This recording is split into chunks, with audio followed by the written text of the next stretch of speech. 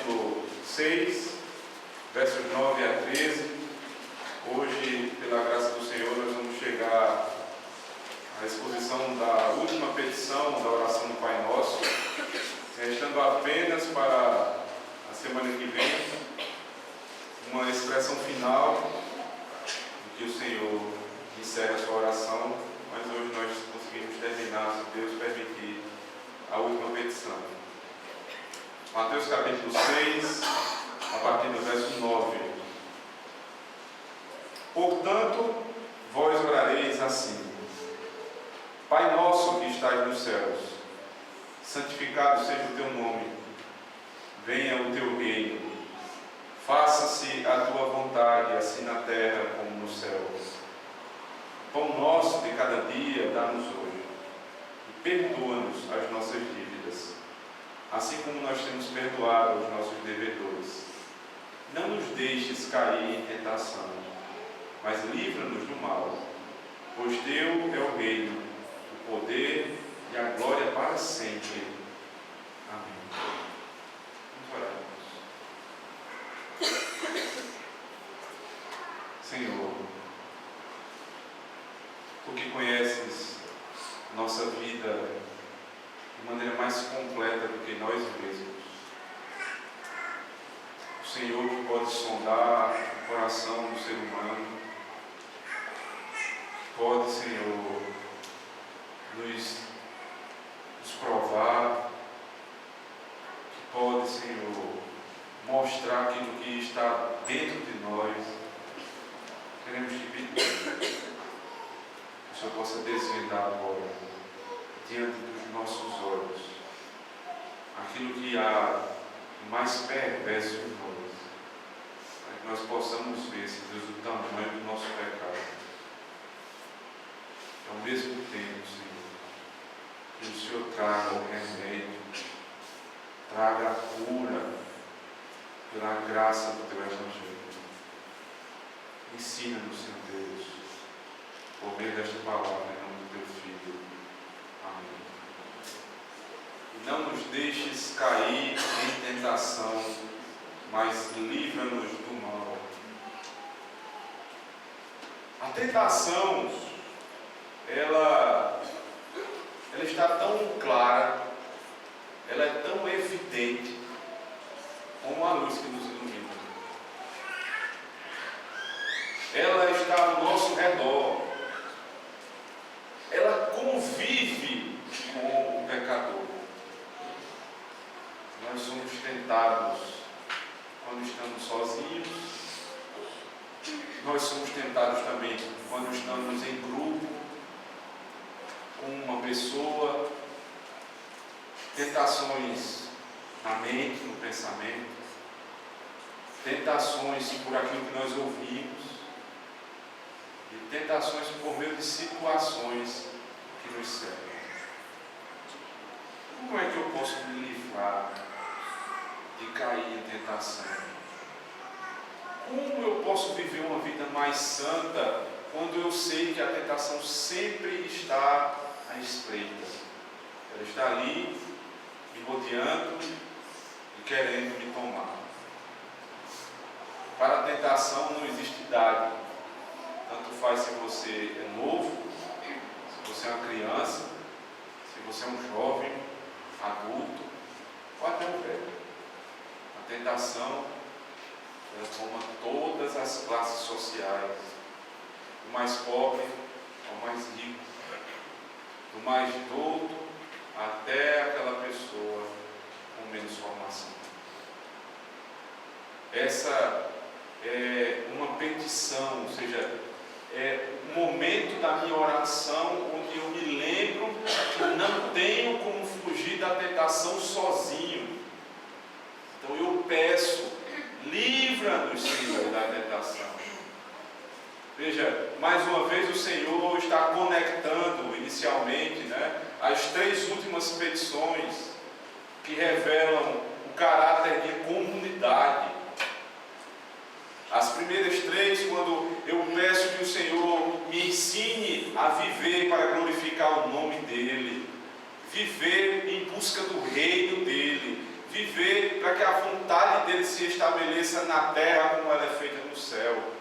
Depois eu começo a pedir pelas coisas temporais. E peço pelo pão, aquilo que sustenta o meu corpo. E Jesus conecta o pão com o perdão. Ele diz: e perdoa-nos as nossas ofensas ou as nossas dívidas. E perdoa-nos. Ou seja, dá o pão para que sustente o meu corpo. Dá, Senhor Deus, o perdão para que sustente a minha alma. Porque a tentação está ao meu redor, Senhor. Eu me lembro disso. E oro: Senhor, não me deixes cair em tentação. Mais uma vez o conectivo: e não me deixes cair em tentação.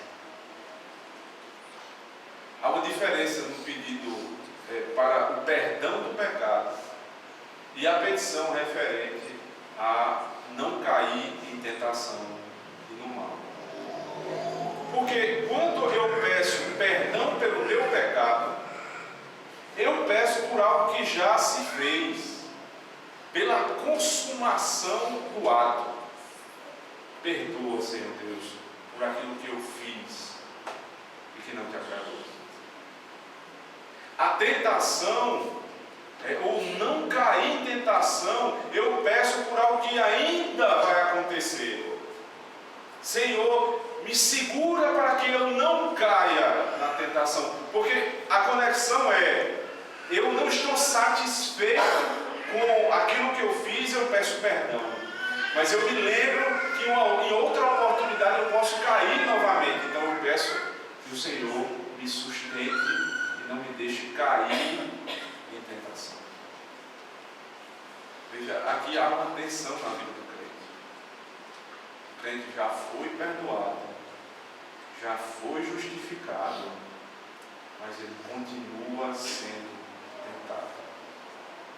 E desmorona-se de uma vez por todas aquilo que os antinomistas querem dizer, que ao viver pela graça do Senhor, nós não devemos nos preocupar com a lei.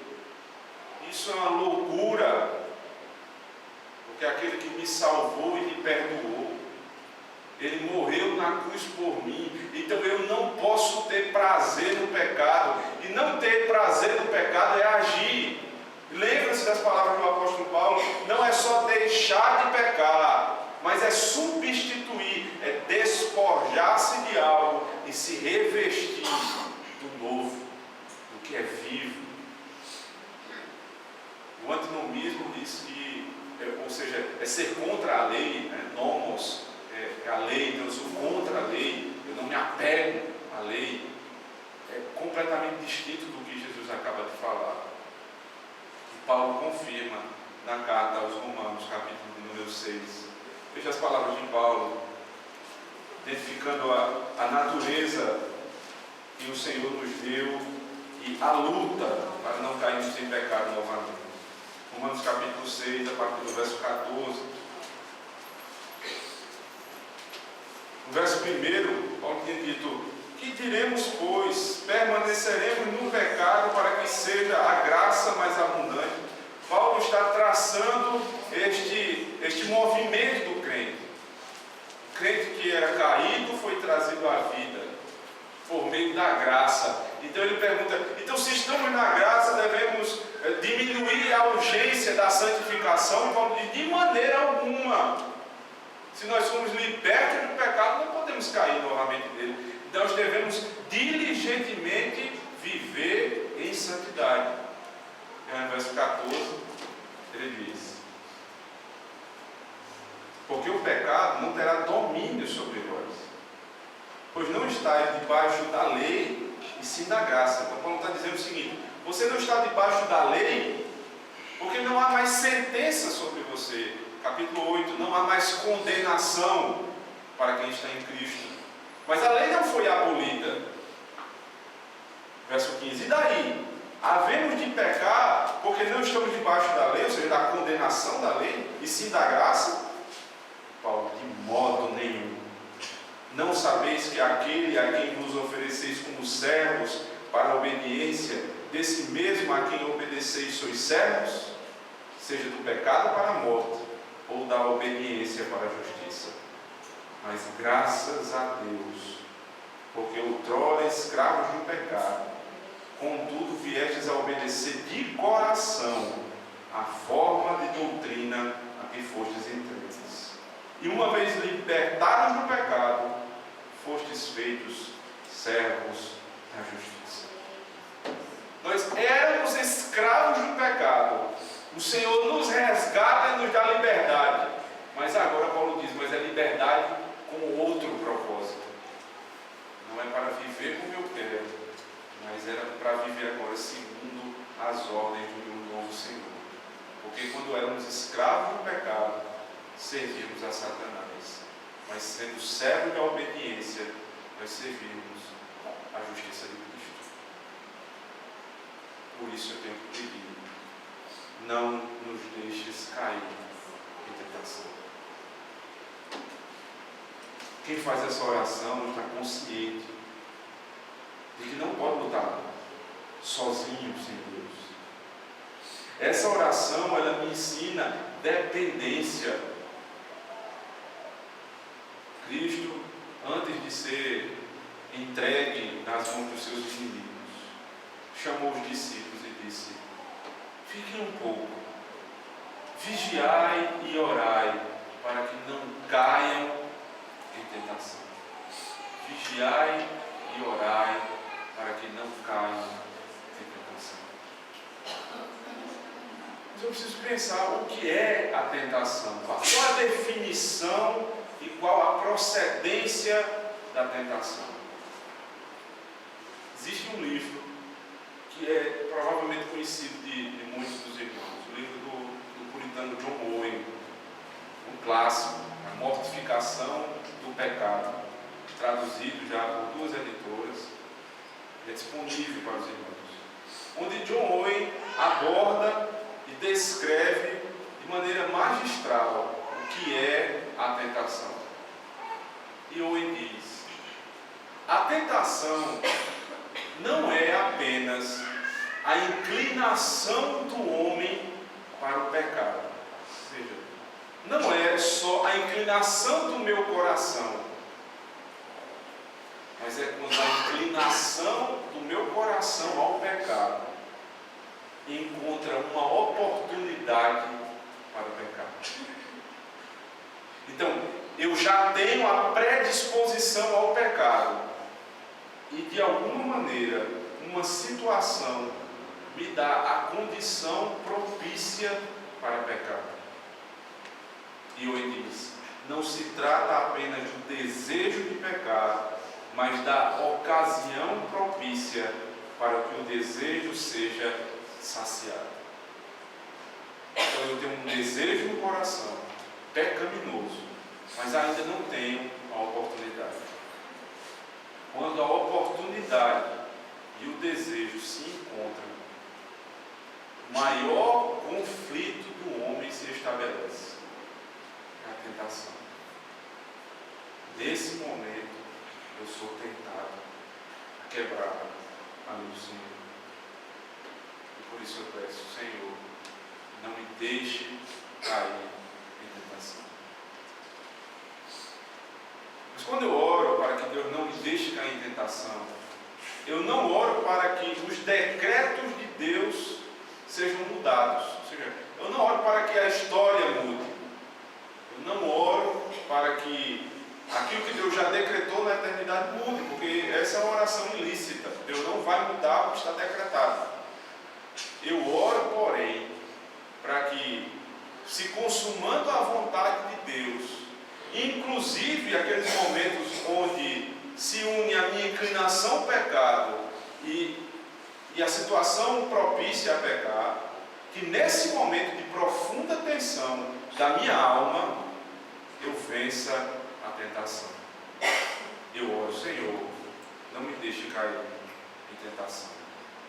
E agora eu começo a entender que o decreto de Deus estabelecido na eternidade e a responsabilidade do homem não são duas coisas divergentes no momento da tentação, mas que aquilo que Deus falou vai se concretizar que a Ele, no momento da tentação, Ele me dê força para não cair. Abra comigo em Gênesis capítulo 22. Vamos ver um exemplo do que nós acabamos de entender nessa verdade. Gênesis capítulo 22.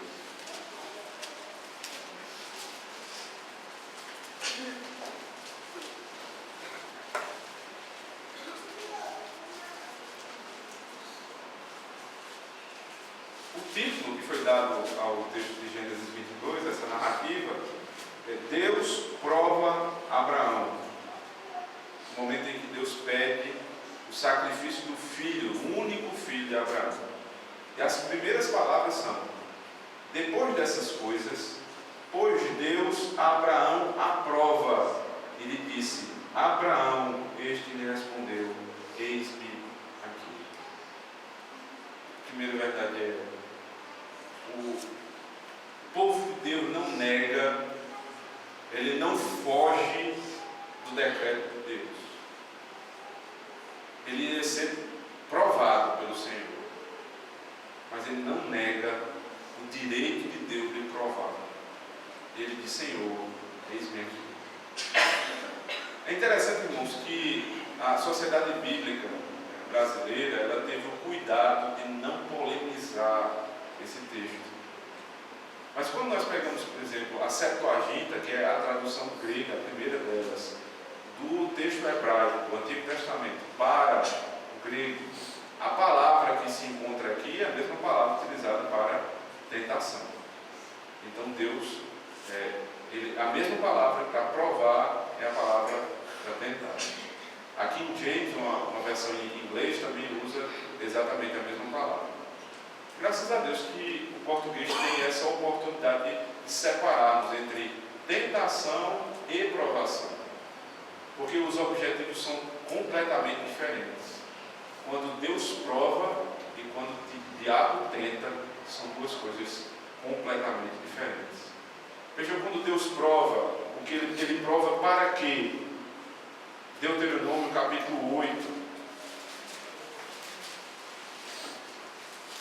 O povo de Deus saindo do Egito, rumo à terra prometida, já havia de muitas maneiras sofrido. Deus vai dizer as seguintes palavras, Deuteronômio 8: cuidarei de cumprir todos os meus mandamentos que hoje vos ordeno, para que vivais e vos multipliqueis e entreis e possuais a terra que o Senhor prometeu sob juramento a vossos pais. Recordar-te-ás de todo o caminho pelo qual o Senhor teu Deus te guiou no deserto estes 40 anos. Veja, para quê? Para te humilhar, para te provar, para saber o que estava no teu coração, se guardarias ou não os seus mandamentos. Ele te humilhou e te deixou ter fome e te sustentou com maná que tu não conhecias, nem teus pais conheciam, para te dar a entender que nem só de pão viverá o homem, mas de tudo o que procede da boca do Senhor. Por que Deus deixou o povo 40 anos no deserto, quando a viagem era apenas de alguns dias?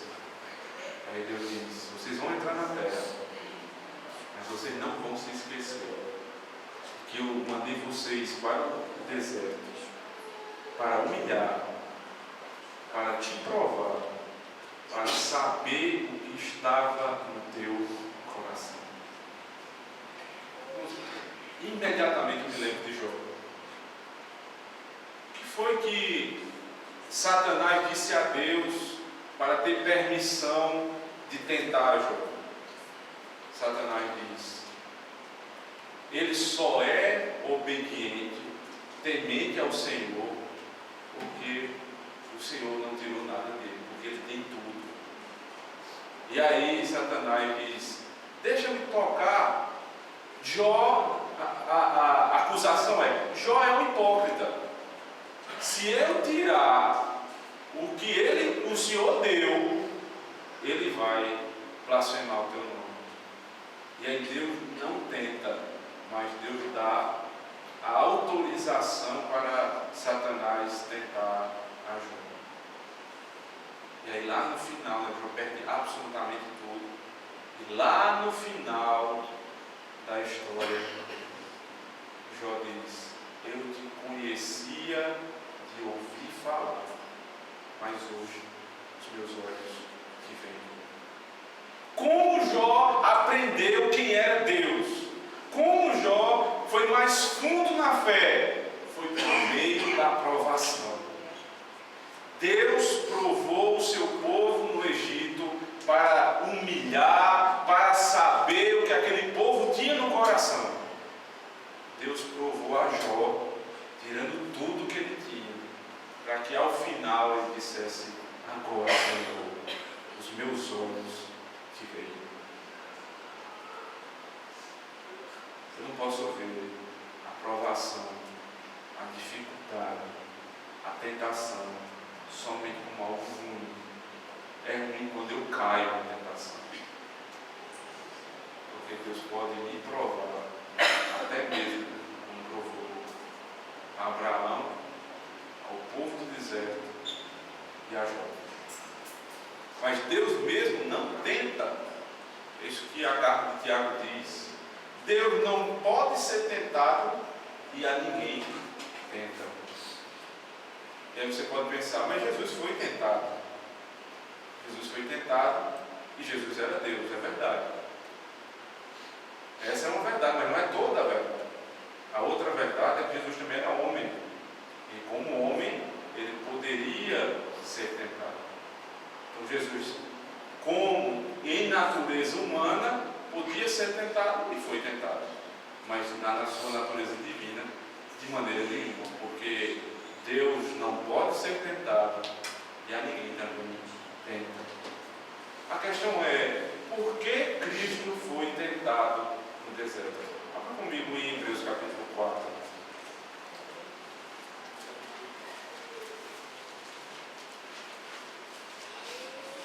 Hebreus 4, a partir do verso 14.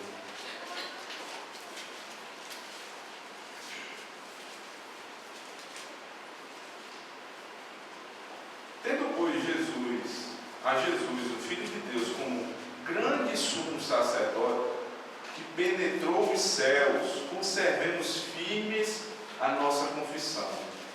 Porque não temos sumo sacerdote que não possa compadecer-se das nossas fraquezas. Veja, o sumo sacerdote que intercede por nós, ele tem poder de interceder pelas nossas fraquezas, por aquilo que nos tenta.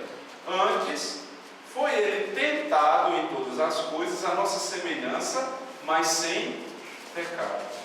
Acheguemos, portanto, confiadamente junto ao trono da graça, a fim de sabermos ou de recebermos misericórdia e acharmos graça para socorro em ocasião oportuna.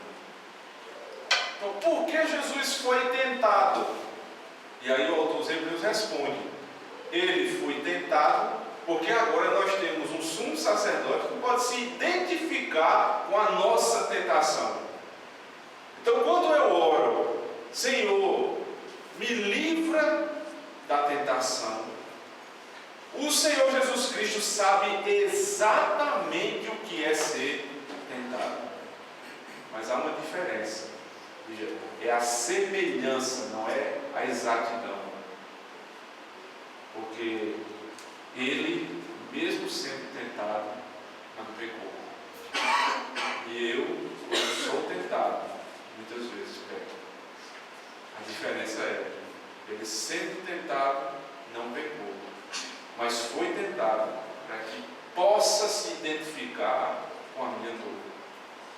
Assim, quando você vai orar a Deus e pedir: Senhor, não permite que eu caia no pecado, você tem um sumo sacerdote, alguém que vai interceder pela sua vida, conhecendo o que é ser tentado. Veja, ele se identifica porque ele conhece, ele sabe exatamente a dor, a dificuldade do que é ser tentado. E por conhecer, ele nos livra. E aí em 1 Coríntios capítulo 10, verso 13, Paulo diz que não há tentação humana que Deus não dê também o escape. Deus permite a tentação, mas Ele também dá o escape.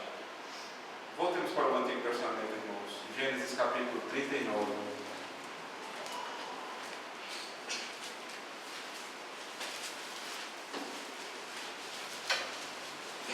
A partir do verso 7.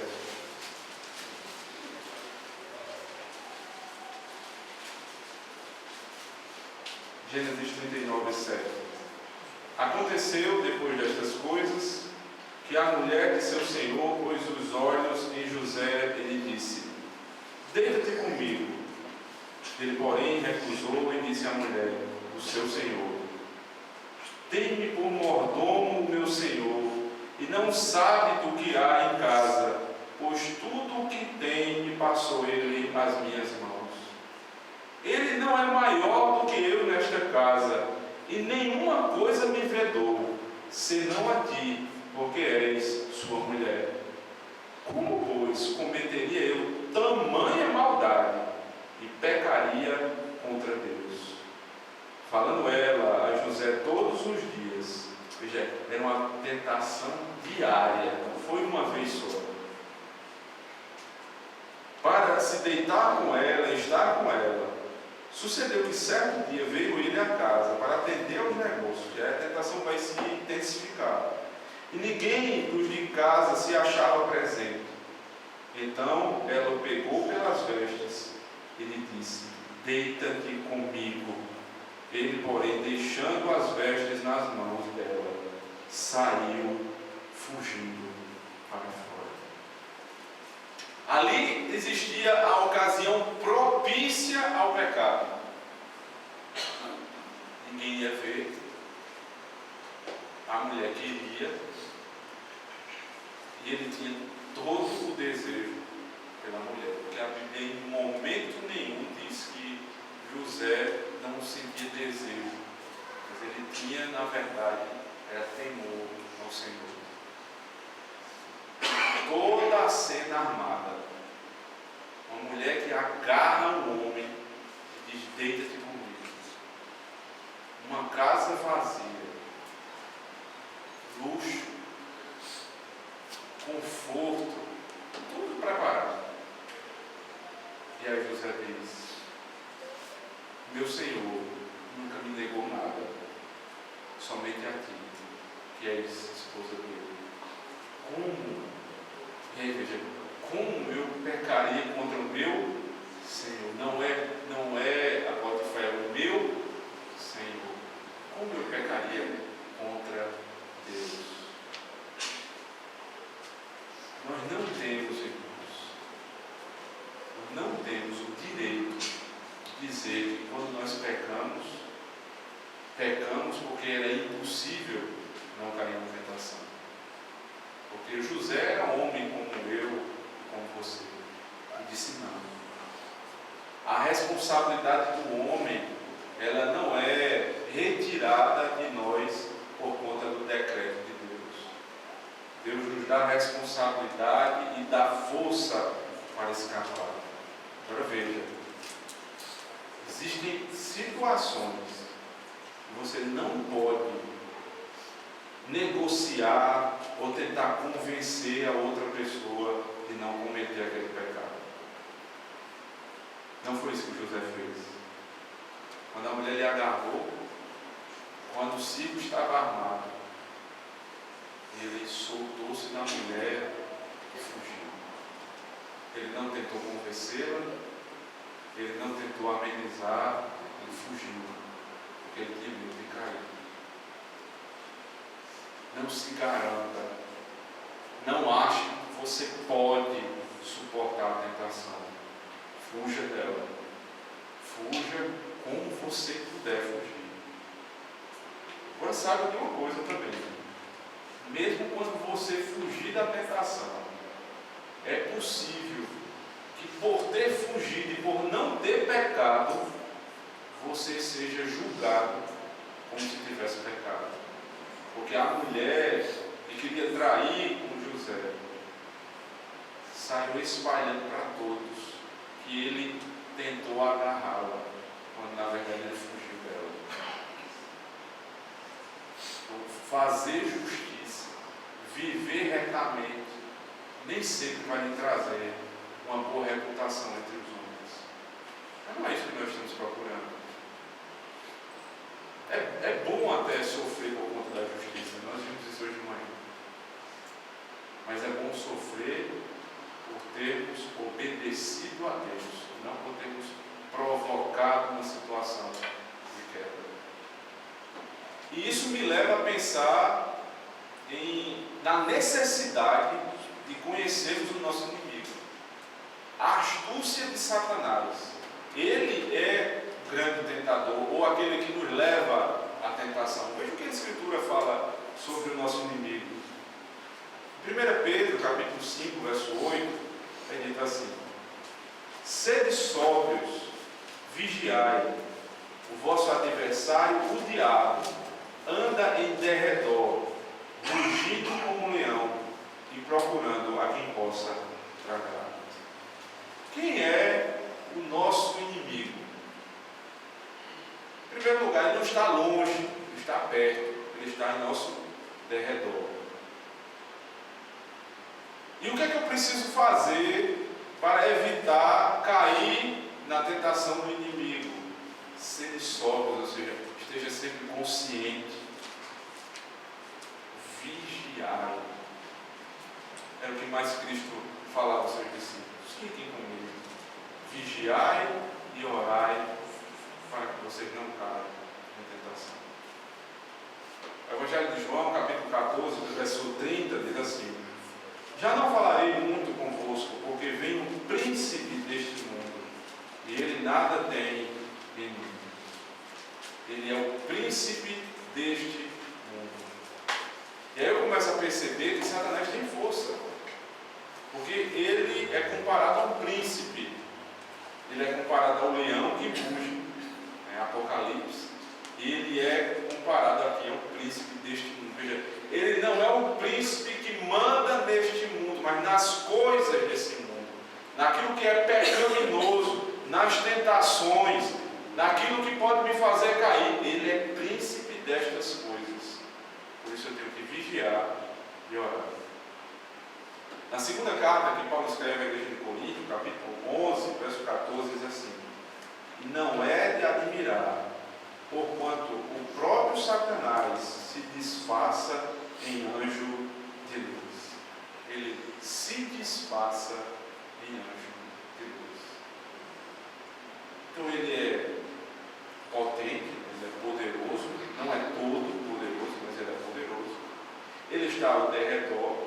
Eu preciso vigiar, e eu preciso vigiar de tal forma que até aquilo que parece agradável aos meus olhos, que parece ser bom, pode ser, na verdade, Satanás, que tem essa capacidade de se transformar em luz, ou seja, em coisas que aparentemente são boas. Eu tenho que cuidar para não cair na tentação de Satanás. O primeiro pecado foi justamente dessa forma. Satanás busca Eva e diz: que problema tem comer de um fruto? Ora, ele não deu toda a terra, ou ele não deu nada? Começou assim. E o final foi: e a mulher, vendo que o fruto era desejável aos olhos, bom para comer, ela viu aquilo que Satanás pode se transformar em anjo de luz. Quando Paulo se refere a Satanás como anjo de luz, primeiro ele se reporta a quem ele era, e depois, imediatamente no contexto da segunda carta aos Coríntios, ele está falando dos falsos ministros da palavra, que mesmo usando a Bíblia, mesmo falando com linguagem evangelical, na verdade são lobos, são como Satanás, anjos de luz, aparecem, têm exteriormente a apresentação de luz, mas na verdade são lobos, são homens infiéis.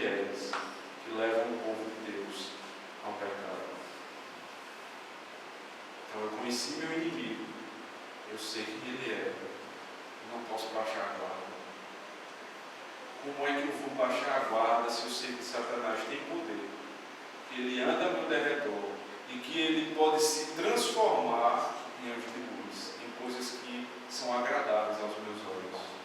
Eu não posso piscar o olho, eu tenho que estar atento em todas as situações.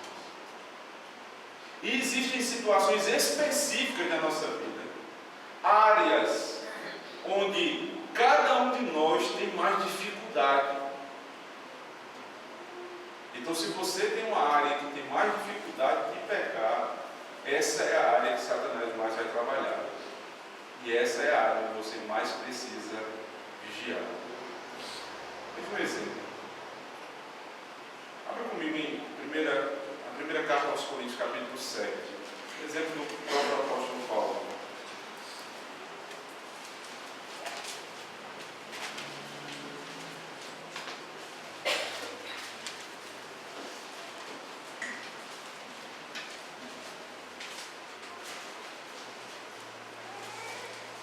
Verso 1 aos Coríntios, capítulo 7, verso 1.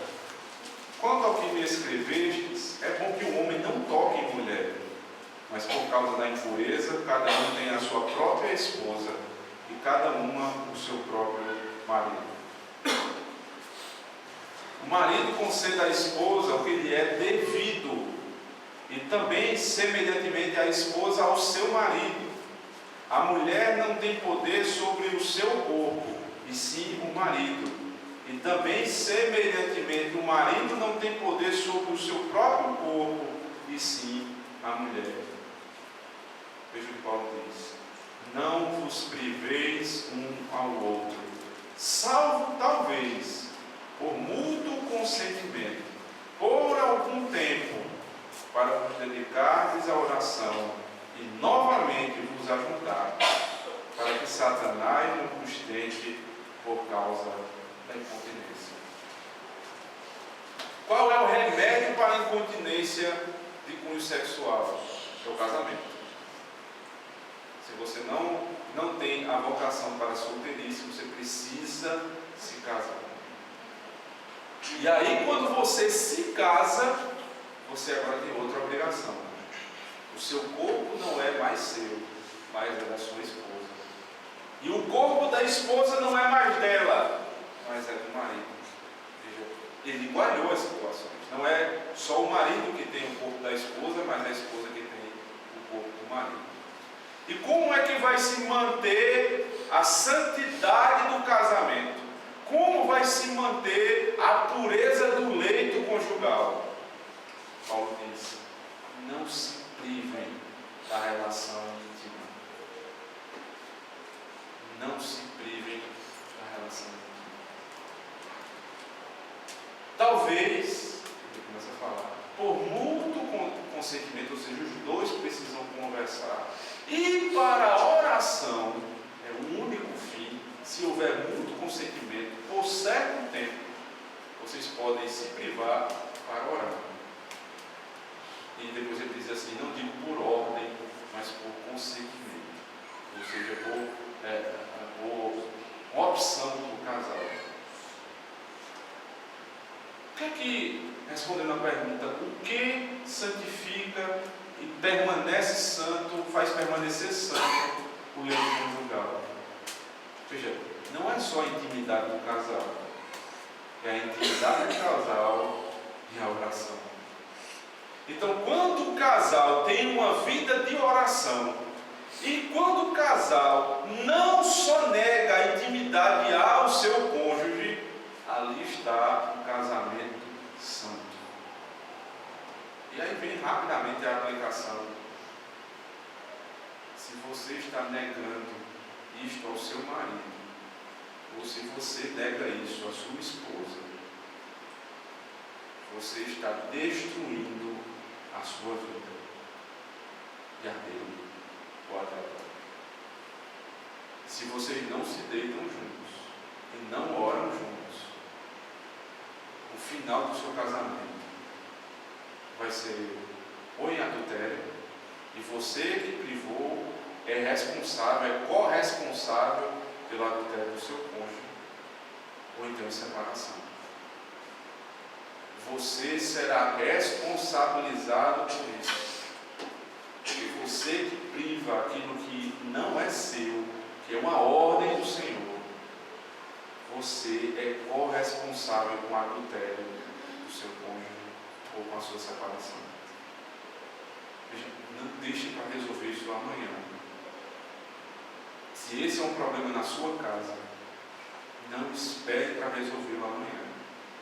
Resolva hoje mesmo. Sente com seu esposo ou com a sua esposa. Converse com o seu cônjuge e reate esta obrigação, porque é assim que a linguagem é uma obrigação. Você deve, é débito, desde que se casou até o dia de morrer.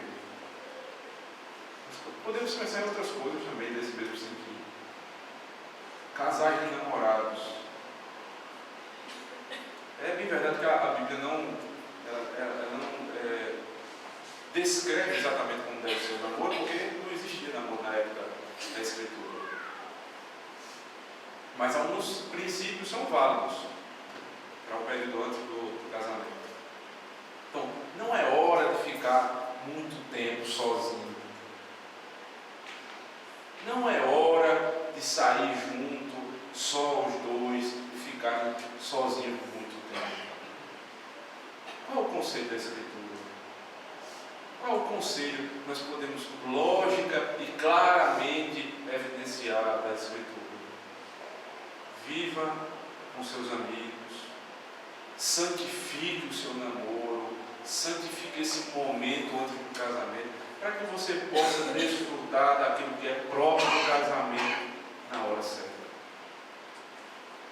Cuide da sua vida. Não permita que a sua inclinação ao pecado encontre a oportunidade de pecar, porque você vai estar sendo irresponsável se assim fizer.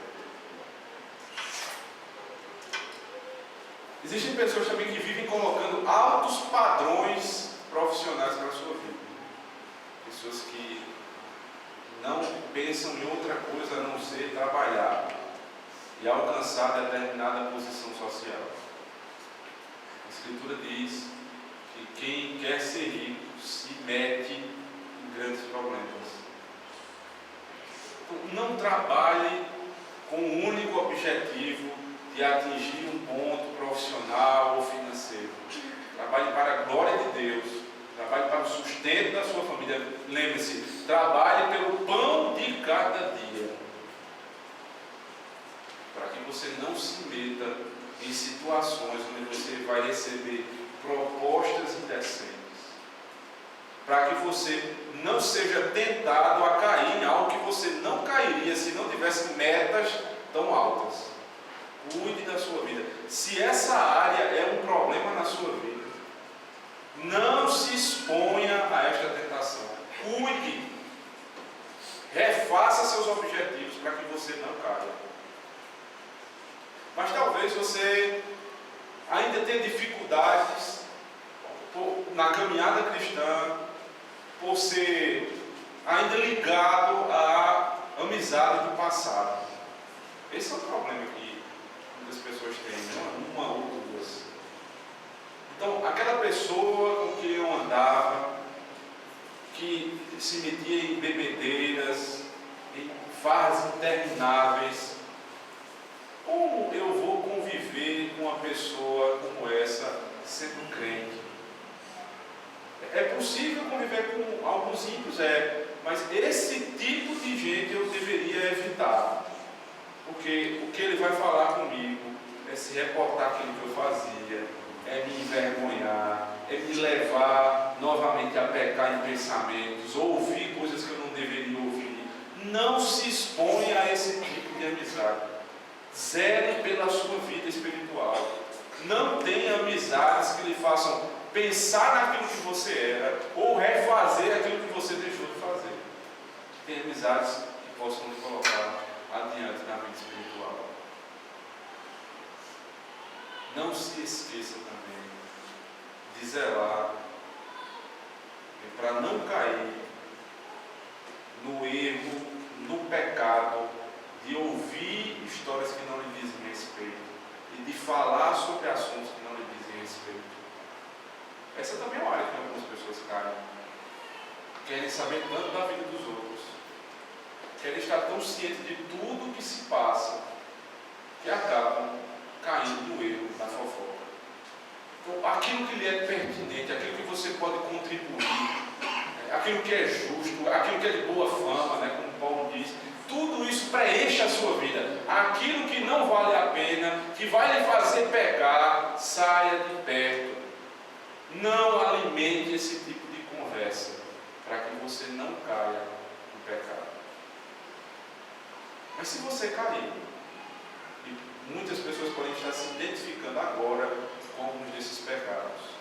Se você caiu e cai recorrentemente em algum deles, ou em mais de um deles, você tem duas opções. Em primeiro lugar, ou você vai se entregar completamente ao pecado e vai ser destruído por ele, ou você procura ajuda, ou você procura resolver. A escolha tem que estar em suas mãos. Porque só orar e dizer: Senhor, me livre da tentação, e tendo a oportunidade de desfrutar de ajuda, negá-la é irresponsabilidade e é contrariar o ensino do nosso Senhor Jesus Cristo. Mas se você se desespera com essas coisas, você precisa saber de uma coisa que Jó diz. Jó capítulo 1, verso 12 diz assim: Alguém disse o Senhor a Satanás: Eis que tudo que ele tem está no teu poder, somente contra ele não estendas a tua mão. E Satanás saiu da presença do Senhor. Nada que aconteceu na vida de Jó saiu do controle de Deus. Por isso, se você desanimou por conta da dureza dessa pregação, a dureza da verdade da Escritura, não se deixe decair o seu semblante por conta disso. Porque tudo o que acontece na sua vida está no controle de Deus. E eu preciso saber também que na minha angústia ele não só tem controle, mas ele pode me ajudar. Como nós lemos lá em Hebreus capítulo 4, a partir do verso 14. Ele se identifica com as nossas fraquezas. Porque tendo sido pecado à semelhança do homem, tendo sido tentado à semelhança do homem, não pecou. A mensagem de dureza do Evangelho, de juízo, por conta das tentações em que nós caímos. Veja, o ato de ser tentado não é pecado, mas o pecado é cair em tentação. Não para por aqui. Essa história não acaba aqui. Essa história também é uma história de esperança. Porque essa luta, irmãos, essa batalha espiritual que nós vivemos, desde a nossa conversão até o dia da nossa glorificação, ela vai se encerrar. Eu preciso me animar com esta verdade. Um dia isto vai se encerrar.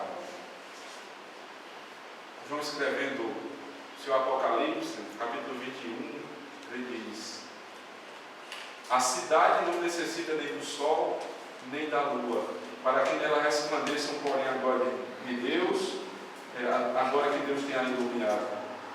E o Cordeiro é sua lâmpada. As nações andarão à sua luz, e os reis da terra trarão para ela a sua glória. As suas portas não se fecharão de dia e noite, ali não haverá. E a ela trarão a glória e a honra das nações, e não entrará nela coisa alguma impura, nem o que pratica abominação ou mentira, mas somente os que estão escritos no livro da vida do Cordeiro. Na Jerusalém celestial, no lugar onde nós estamos caminhando para chegar, não vai entrar impureza, nem pecado e nem tentação. É a nossa esperança. Mas e até lá, o que eu devo fazer? Eu vou dar primeiro um recado aos jovens e às crianças, né? que ainda estão em fase de universidade, de escola. Vocês são tentados de muitas formas, eu tenho certeza disso. Pela negligência nos estudos, chega o dia do teste, o dia da prova, e você está lá, nervoso, com medo do que os pais vão dizer, com medo da nota. E a tentação, ali está o ambiente formado.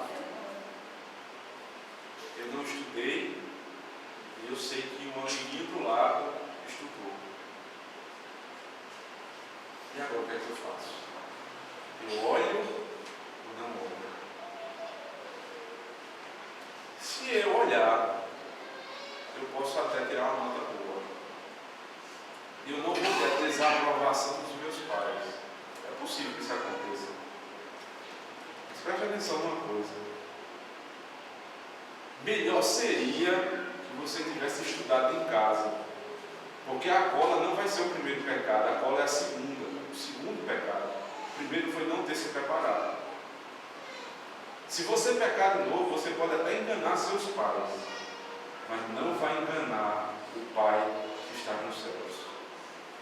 Você não vai poder orar livramento na tentação, porque você foi negligente. Se você estiver numa situação como essa, primeiro, se você já esteve, peça perdão. Se você vai estar um dia, é melhor que você tire a pior nota possível. É melhor que você volte para casa com 0.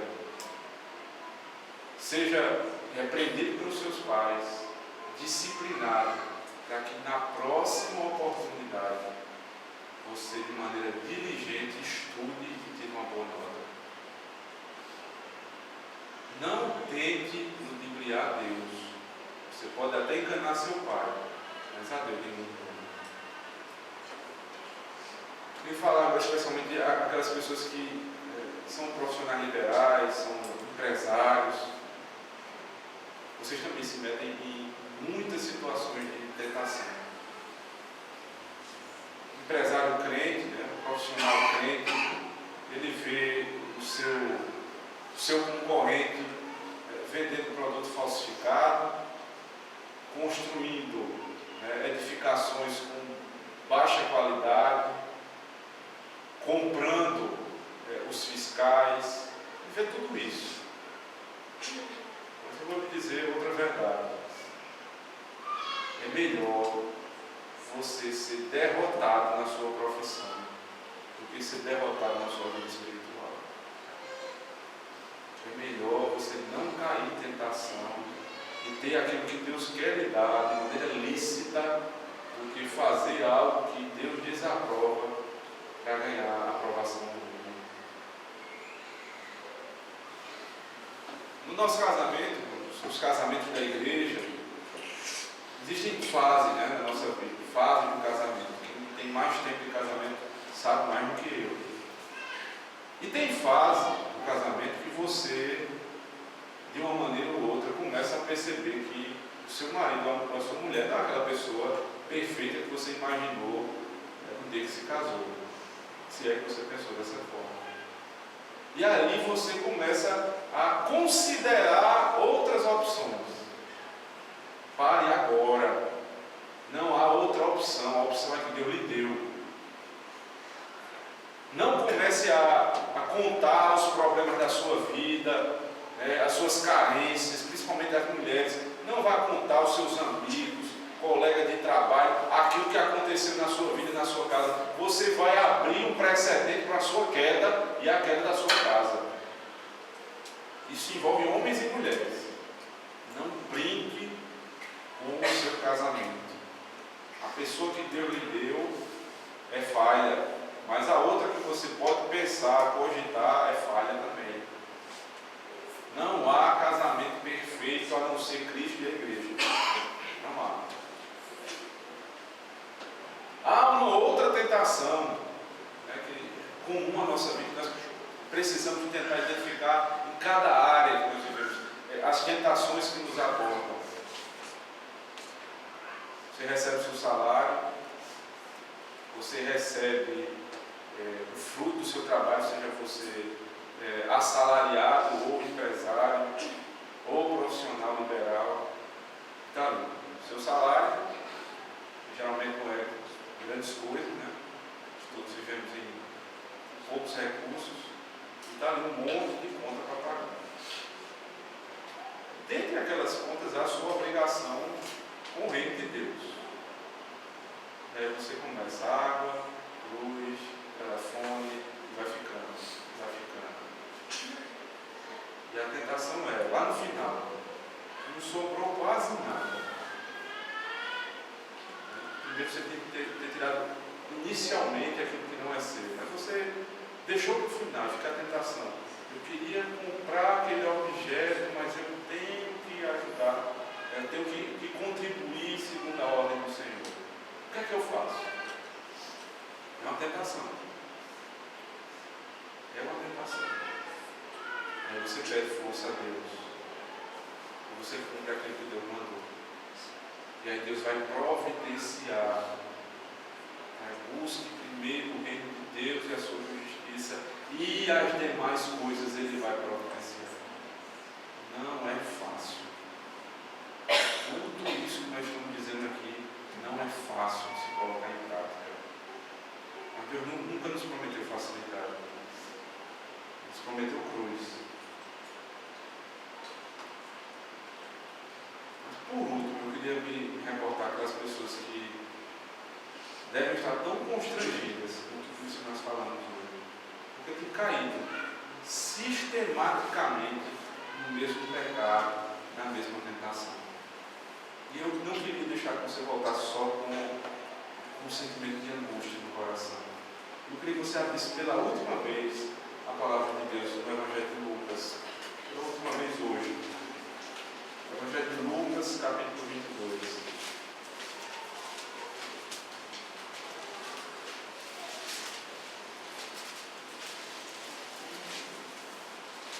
A partir do verso 31. A conversa de Jesus e Simão Pedro.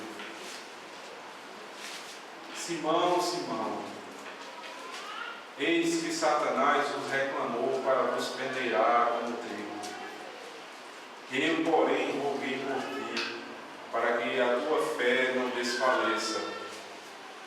Tu, pois, quando te converteres, fortalece os teus irmãos. Ele, porém, respondeu: Senhor, estou pronto a ir contigo, tanto para a prisão como para a morte. Mas Jesus lhe disse: Afirmo-te, Pedro, que hoje 3 vezes negarás que me conheces antes que o galo cante. Jesus chama Pedro e diz: Pedro, Satanás está cirandando, ele quer peneirar a tua vida, mas eu já intercedi por ti.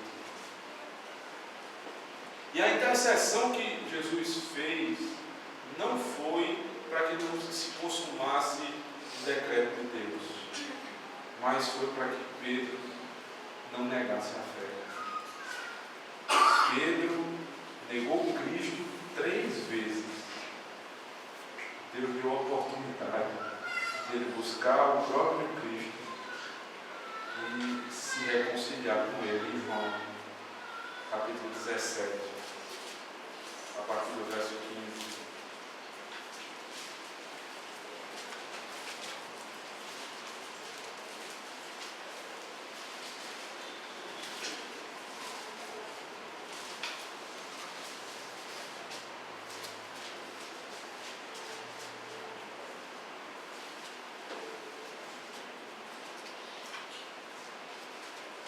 No Evangelho de João, irmãos, o Senhor chama a Pedro e diz: Pedro, tu me amas?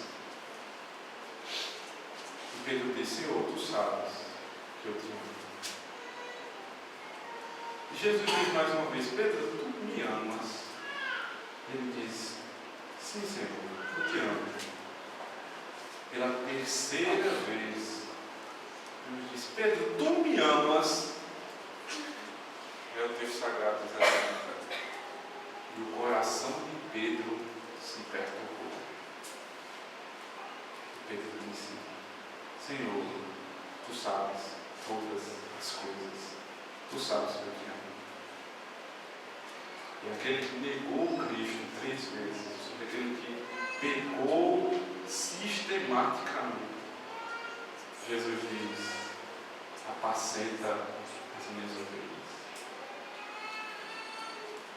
Pedro virou um pastor extraordinário, um homem diferenciado. Aquele que negou Cristo 3 vezes.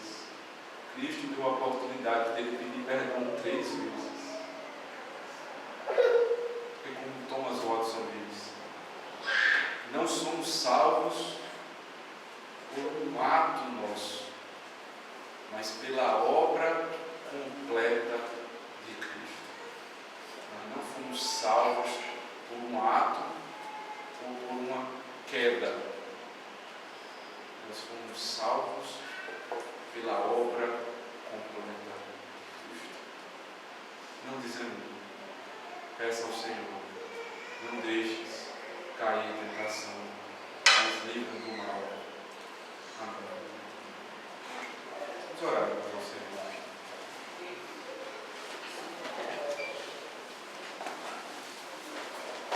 Seja bendito o teu nome, Santo Deus, que nos ajuda a não cair em tentação. Nos ensina a viver conforme a tua vontade. Mas quando caímos, Senhor, levanta-nos. Não nos deixa no chão.